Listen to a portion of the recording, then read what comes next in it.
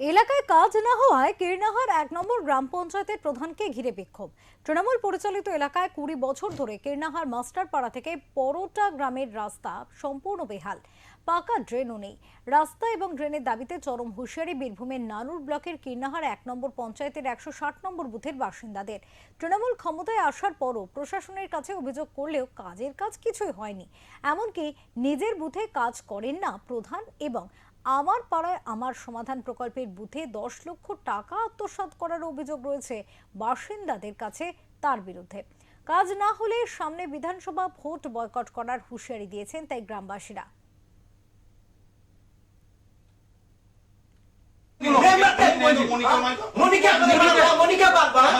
তিনটে মেম্বারের খালি খালি অংশ আছে, ৩ জন ৩ লাখ টাকা দেন, আমি টাকা দিয়ে দেন।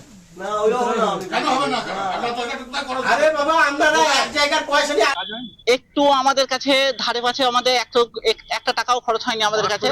ইভেন আমাদের কাছে পোলের লাইটও নেই আমাদের কাছে, দুটো সুইচ লাগিয়েছেন সে অনেক দিন আগে সেটা। এবার আমরা কিভাবে আমাদের এই আবেদন জানাতে পারি? আমরা বড় অসহায়। পঞ্চায়েতে আমরা প্রত্যেকটা আমাদের বাসিন্দা ট্যাক্স পেয়ার, আমরা ভালোভাবে ট্যাক্স দিই এবং ভালোভাবে আমরা থাকি। আমাদের কাছে কোনো কমপ্লেন বা কোনো অভিযোগ নাই, কিন্তু যা করছেন পঞ্চায়েত যা করছেন, প্রধান যা করছেন, আমরা সত্যি ব্যথিত। আমরা বলতে পারছি না, আরো বোঝাতে পারছি না আমাদের দুঃখের কথা।